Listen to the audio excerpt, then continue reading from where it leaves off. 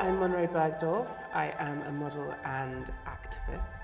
And I'm Emma Gannon. I'm an author, broadcaster, podcast host, and we're here to talk about feminism.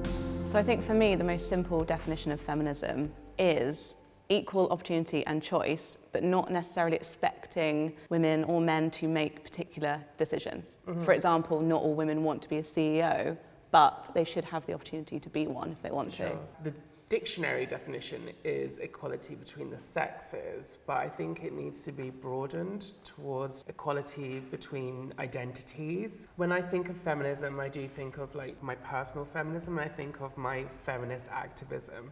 I think that activism can be as small or large as you can manage, and no one should feel like they should ever need to be an activist. If it's going to be detrimental to your safety, then don't do it. But if it's something that you feel you can do to help yourself and others, then 100%.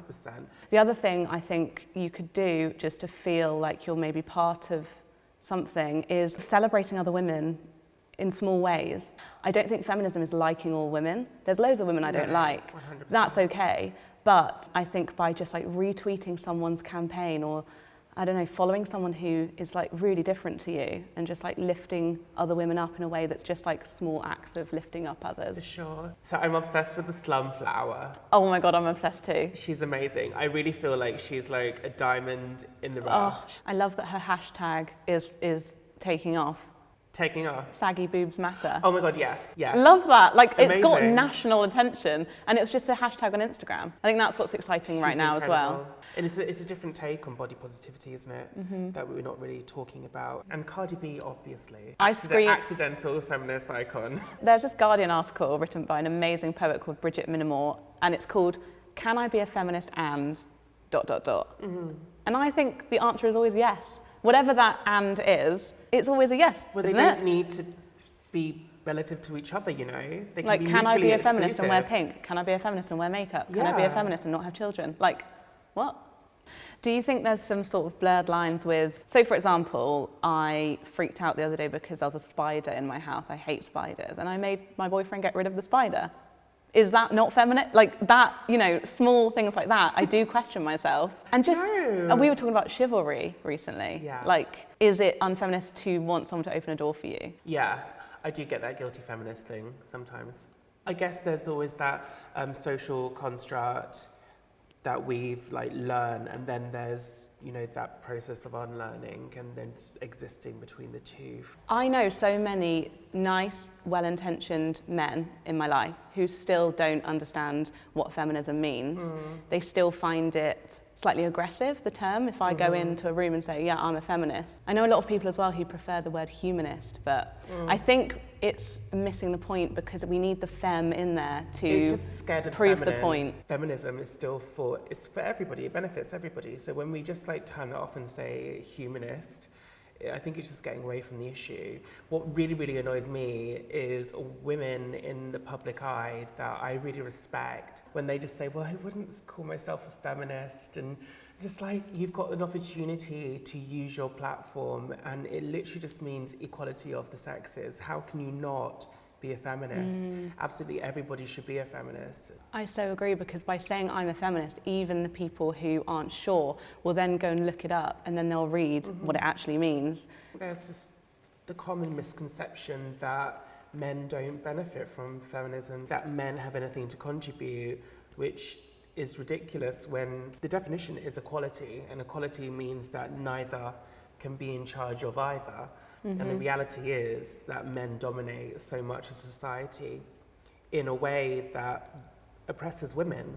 I think that if a man isn't 100% secure within himself and with his gender identity and what his identity means within the construct that is masculinity, then I can understand how you can find a woman that's comfortable within her identity. I understand how you can find that quite threatening. I totally agree. One thing I've been thinking recently about this sort of defensiveness when it comes to men, I realised that a lot of the feminist sort of debates or events, even private Facebook groups, like all of this stuff, they do all include a lot of women. I feel like I need to include men more in the feminism dialogue, and I don't blame some men, not all men, for feeling slightly left out.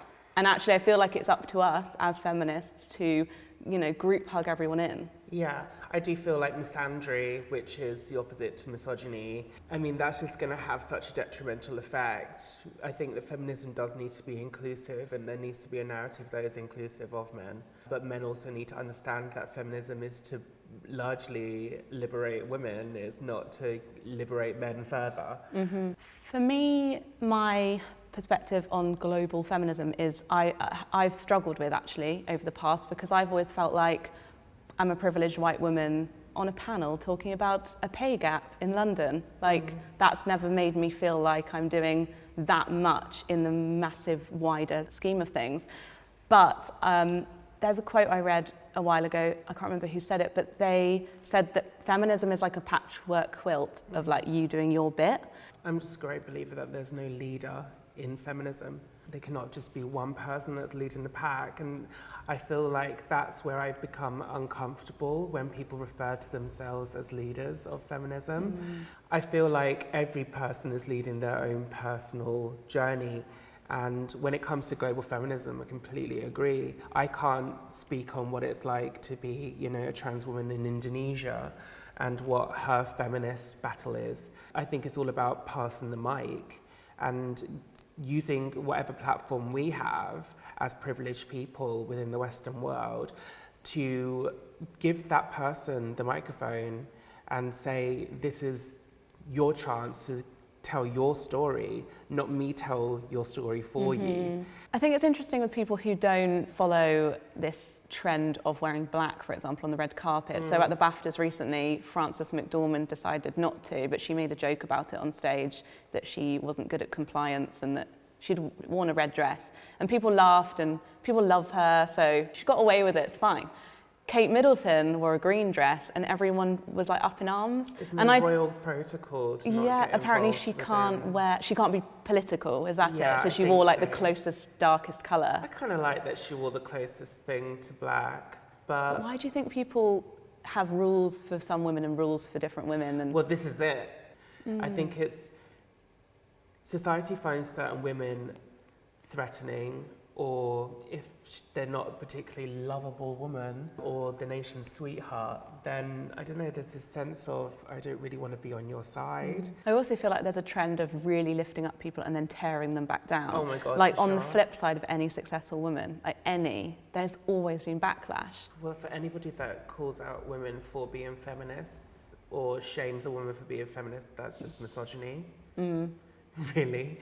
I always think of it as, whenever I write an article that might be slightly controversial because I've said I'm a feminist in it, I get these like trolls that come out, and I think of it as like Stranger Things, you know, like the Upside Down.